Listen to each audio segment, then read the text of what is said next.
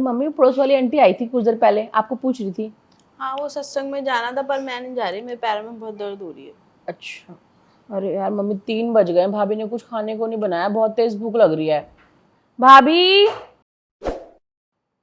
भाभी।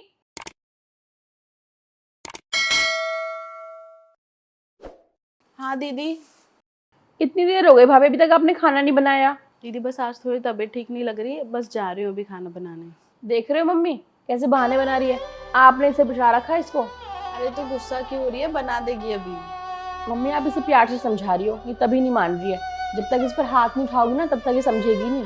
दीदी आप ऐसे क्यों बोल रहे हो, मैं सच कह रही हूँ, मेरी तबीयत कुछ ठीक नहीं लग रही है। हाँ हाँ, सब पता है तू कितना सच बोल रही है और झूठ बोल रही है। नहीं नहीं बेटा, ऐसी बात नहीं है, हो सकता है तबीयत ठीक ना हो उसकी। आप तो चुप ही रहो मम्मी, मुझे सब पता है इसके जैसे लोगों से कैसे ट्रीट किया जाता है। अगर इसके मम्मी पापा ने सच्चे समझाया होता ना, तो आज अच्छे से काम कर रही होती है अपने ससुराल में। ये दीदी आप मेरे मम्मी पापा के बारे में ऐसे क्यों बोल रहे हो, अगर मैं आपके मम्मी पापा के बारे में बोलूँगी तो आपको अच्छा लगेगा क्या? अच्छा,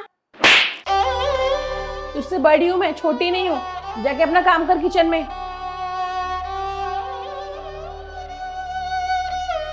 बेटा तूने मारा क्यों उसको? मम्मी आप चुप रहो, मैंने आपसे पहले भी कहा था ना कि बीच में मत बोलना।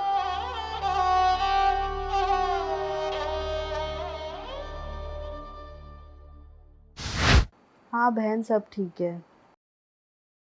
हाँ हाँ चलिए फिर शाम को मिलते हैं। ओम शांति बहन जी। माँ भाभी आ गई मार्केट से? अभी तक तो नहीं आई है। इतनी देर लगा दी, बस घुमा लो 24 घंटे बाहर। बेटा अभी आ जाएगी, घर का सामान लेने गई है वो। क्या सामान लाएगी वो, कोई काम ढंग से करती है? तू ऐसे क्यों बोल रही है बेटा उसको? माँ आपने बिगाड़ रखा उसको। आपको चाहिए ना गाँव की बहू जो आपके बुढ़ापे का सहारा बने, आपके बेटे को संभाले। उससे तो घर के काम नहीं हो रहे। अरे बेटा तो सुन दीदी, आप फिर से मेरे बारे में उल्टा बोलने लग गए। आपको समझ नहीं आता, आप क्यों बार बार उल्टा बोलते रहते हो मेरे लिए? हाँ बोल रही हूँ। आप गलत बोल रही हैं। 5 महीने से तो आप खुद यहाँ पे बैठी पड़ी हैं, आपको खुद को शर्म आती है? तुम चुप रहो, भाभी हूँ इसलिए कुछ बोल नहीं रही हूँ, वरना तुम्हारी हिम्मत नहीं होती मेरे आगे इतना कुछ बोलने की। और ये मेरा घर है, मेरे जब तक मन करे तब तक यहाँ रहूंगी। दीदी मैं कोई आपकी इंसल्ट नहीं कर रही हूँ, अगर ये आपका भी घर है तो काम में मेरी हेल्प कराया करो, पर नहीं आप तो बैठे रहते हो। अच्छा, तो अब तुम मुझे बताओ कि मुझे क्या करना है क्या नहीं। जब मैं पहली बार आई थी तो तुम मेरी बड़ी खातिरदारी कर रही थी, वो सब ढोंग था क्या? दीदी वो कोई ढोंग नहीं था, अगर आप मेहमान की तरह आती ना तो मैं मेहमान की तरह आपका स्वागत करती। लेकिन आप तो 5 महीने से यहीं हो, और जब से आई हो तब से मम्मी और मेरे बीच में लड़ाई कराते हो, हमें ताने मारते हो, ये काम नहीं किया वो काम नहीं किया। आप क्या करते हो पूरा दिन? बस अब बहुत बोल रही हो तुम। सच ही बोल रही हूँ मैं तो। मम्मी जी मुझे क्या लगता है ये ना कामचोर है, इनके ससुराल वालों ने इन्हें इसलिए बाहर निकाल दिया क्योंकि ये वहाँ भी काम नहीं करती, इसलिए यहाँ पे आ गई। बस अब बहुत हुआ, ज्यादा बोलने की जरूरत नहीं है। मैं कोई ज्यादा नहीं बोल रही हूँ।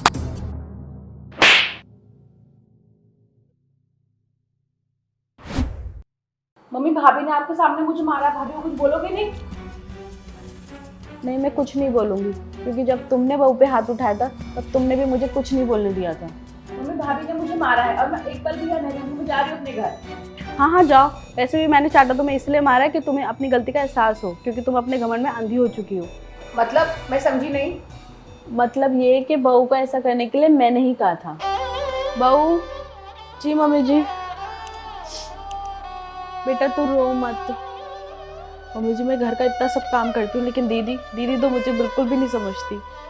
मैं अभी क्या करूँ बेटा, मैं भी बहुत परेशान हूँ इसके गुस्से से। कितनी बार तो इसे समझा दिया पर समझती ही नहीं है लड़की। अब देख बहू, कितनी बार तो मैंने इसको बोला है कि अपने ससुराल चली जा, पर जाती ही नहीं है। इसके ससुराल वाले भी कितनी बार इसको फ़ोन करके बुला चुके हैं। कहती है वहाँ पर मेरे से बहुत काम कराते हैं, पर मैंने दामाद जी से बात करी थी, वो कह रहे थे यहाँ तो ऐसा कुछ नहीं है, उससे कोई भी कोई काम नहीं कराता। अब घर का काम तो ये करती नहीं है, अपनी सास का ध्यान भी नहीं रखती। ये नहीं कि अपनी सास ससुर का थोड़ा ध्यान रखे। बहुत परेशान करके रखा है इसने यहाँ पर भी और अपने ससुराल में भी। ठीक है मम्मी जी आप परेशान मत होइए, मैं कुछ करती हूँ। अच्छा चल बेटा तू अपना काम कर ले। हाँ बेटा मेरी दामाद जी से बात हुई थी, उन्होंने मुझे बताया कि कैसे तू छोटी सी बात पे गुस्सा होकर यहाँ पे आ गई। उन्होंने सिर्फ अपनी मम्मी की सेवा करने के लिए बोला था तेरे को, तुझसे वो भी नहीं हो पाया। और एक तू है, दामाद जी ने सारी खुशियाँ दी तेरे को, हर चीज़ तेरे को ला के दी, पर तेरे को कदर नहीं है उनकी। जब तुम यहाँ आई थी मुझे लगा थोड़े दिन में चली जाओगी, पर नहीं, तुम्हें तो अपने ससुराल की चिंता ही नहीं है, बिल्कुल ही जाने का मन नहीं करता। बहू को मैंने ही कहा था कि तुम्हें तुम्हारी गलती का एहसास दिलाएं। मम्मी मुझे माफ़ कर दो, मुझे ऐसे नहीं करना चाहिए था। भाभी आप भी मुझे माफ़ कर दीजिए। मैंने आपके ऊपर ऐसे हाथ उठाया। कोई बात नहीं दीदी, और मुझे भी माफ़ कर दीजिए, मैंने भी आपको बहुत कुछ उल्टा सुना दिया। देख बेटा, लड़की का असली घर उसका ससुराल ही होता है, और छोटी मोटी नोकझोंक तो हर परिवार में होती है, बट इसका मतलब ये नहीं कि लड़की अपना घर छोड़ के यहाँ पे आ जाए। चलो दीदी, आपके भैया और मैं आपको छोड़ के आते हैं। हंसी मजाक से भरा रहता है नंद और भाभी का रिश्ता, अच्छे बुरे वक्त में साथ खड़ा रहना सिखाता है ये रिश्ता। एक दूसरे की गलतियों को माफ़ कर देना सुखी परिवार की नींव दिखाता है ये रिश्ता। तो हेलो गाइज, आपने हमारी वीडियो देखी होगी, आई होप आपको पसंद आई होगी, तो कमेंट बॉक्स में जरूर बताना। लाइक करें, शेयर करें, और हाँ, सब्सक्राइब करना बिल्कुल ना भूलें। Hello guys, thank you for watching our videos. If you like our videos, give it a thumbs up. नहीं हो तो सब्सक्राइब करो, कमेंट करो, और हाँ, शेयर करना तो बिल्कुल मत भूलना।